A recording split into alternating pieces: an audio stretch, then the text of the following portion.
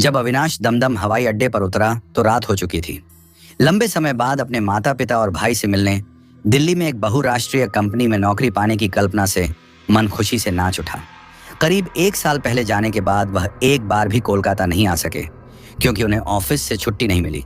माता पिता इस बात से परेशान थे कि वह दुर्गा पूजा में भी नहीं आए। अंततः काली पूजा की छुट्टियों के कारण वह 3 दिनों के लिए कलकत्ता आ गए। काली पूजा के एक दिन पहले वह दोपहर की फ्लाइट से कोलकाता आए।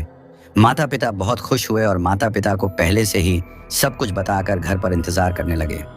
एयरपोर्ट से निकलने के बाद अविनाश ने अपने पिता को फोन किया और कहा वह टैक्सी से 3 घंटे में घर आ रहा है। अविनाश एयरपोर्ट से बाहर आए और टैक्सी लाइन में अच्छी भीड़ देखी। दरअसल काली पूजा का समय था, सभी लोग अपने घर लौट रहे थे। इसी बीच अविनाश ने उधर देखा, टैक्सी स्टैंड से दूर एक खाली टैक्सी खड़ी थी।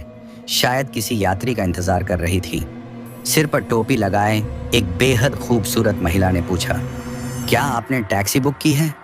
जब लड़की अविनाश की तरफ देखती है तो अविनाश चौंक जाता है क्योंकि लड़की की आंखों की पुतलियां दिखाई नहीं देती।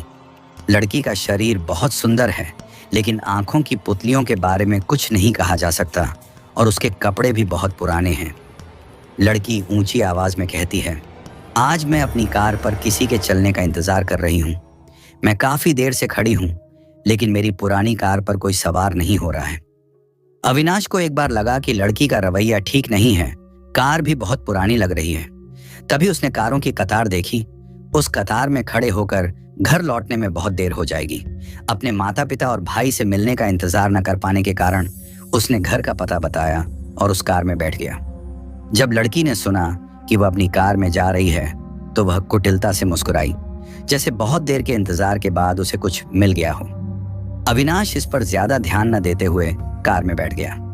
1-2 शब्दों में ही अविनाश को पता चल गया कि लड़की का नाम सीता है। सीता ने अचानक अविनाश से कहा, तुम्हें पता है आज भूत चतुर्दशी की रात है। अविनाश उसकी ऐसी बातों से थोड़ा आश्चर्यचकित हुआ। भूत चतुर्दशी की रात है तो मुझे क्या करना चाहिए? सीता थोड़ा मुस्कुराती है और कहती है, आज रात इस लोक और परलोक के दरवाजे खुल जाते हैं और उस लोक की आत्माओं को इस लोक में आने का मौका मिलता है और उनकी किसी भी अधूरी आकांक्षा को पूरा करने का प्रयास करता है। सीता के बोलने के तरीके से अविनाश काफी असहज महसूस करते हैं। खुद पर थोड़ा सख्त सीतेश कहते हैं, वो लोग कहानियां बनाते हैं कि आज आत्माएं आती हैं, कुछ नहीं होता। सीता केवल एक बार अविनाश की ओर देखती है और कुछ नहीं कहती। कुछ और ड्राइव के बाद सीता मुख्य सड़क छोड़ देती है, खाली सड़क से गाड़ी चलाने लगती है। अविनाश पूछता है, आप इसे मुख्य सड़क से कहाँ हटा रहे हैं? सीता कहती है, चिंता मत करो, मैं शॉर्टकट ले रही हूँ। इस तरह वे माता पिता छोटे भाई को देखने के लिए घर पहुंच जाएंगे। लाऊंगा। यह सुनकर अविनाश को बहुत आश्चर्य हुआ कि उसने कभी सीता को नहीं बताया कि उसके घर में कौन है, तो उसे कैसे पता चला।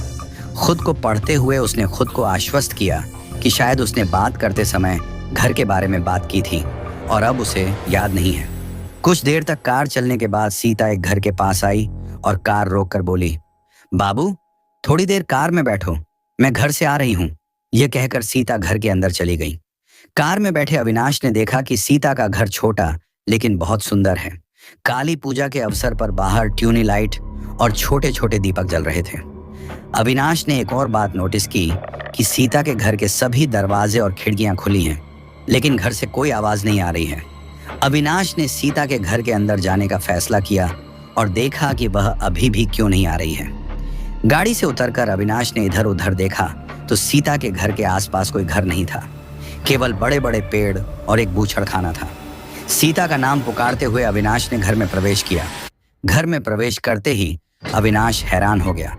घर को बाहर से लाइटों और दियों से इतनी खूबसूरती से सजाया गया था और उस घर के अंदर एक ऐसा आलम था, चारों ओर मकड़ी के जाले थे, धूल जमी हुई थी लंबे समय तक चीजों पर लगे रहने से, और गंध के कारण दोपहर के समय बनाया गया भोजन नष्ट हो जाता है। भोजन ऐसे बाहर आता है मानो उल्टी कर दी गई हो। तभी जिस दरवाजे से अविनाश सीता के कमरे में दाखिल हुआ वह अचानक तेज आवाज के साथ बंद हो गया। अब चारों ओर केवल अंधेरा है। इस समय सचमुच अविनाश का डर लगने लगा है। उसने जेब से मोबाइल निकाला और टॉर्च जलाकर कमरे में एक तरफ से दूसरी तरफ घूमते हुए सीता का नाम पुकारने लगा। कमरे के एक कोने में टॉर्च की रोशनी अविनाश का शरीर बर्फ से ढका हुआ है और वह कमरे के कोने में सीता को खड़ा देखता है। जो सीता, उसका सिर आगे की ओर है परंतु शरीर पीछे की ओर है। उसकी दोनों आंखों में चांद नहीं है, केवल अंधेरा है। पैर मुड़े हुए हैं और हाथ में एक तेज चाकू है जिस पर सूखा खून लगा हुआ है। सीता ने मुस्कुराते हुए कहा, मैंने कहा था कि भूत चतुर्दशी की रात को आत्माएं पृथ्वी पर लौट आती हैं, जैसे मैं हर साल इस दिन लौटता हूँ। अविनाश कांपते हुए कहते हैं, लेकिन क्या तुम मुझे जानबूझकर यहाँ लाए हो? सीता ने कहा, हर साल भूत चतुर्दशी की रात को मैं एक जीवित व्यक्ति का खून पीती हूँ और अगर मैं 5 जीवित लोगों का खून पीऊंगी तो मुझे शैतान का आशीर्वाद मिलेगा। अविनाश का सिर अब घूम रहा है, लेकिन दरवाजे से भागने के लिए इससे पहले कि वह कोशिश करता, सीता उसे रोक देती है। दूसरी दुनिया से कोई हाथ में सूखा हुआ तेज चाकू लेकर दरवाजे से आ रहा है और फिर सब कुछ खत्म हो जाता है।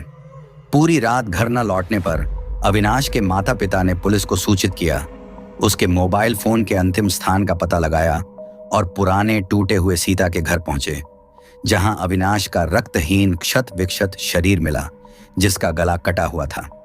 पिछले कुछ वर्षों से पुलिस ने अपना सिर नीचा कर रखा है।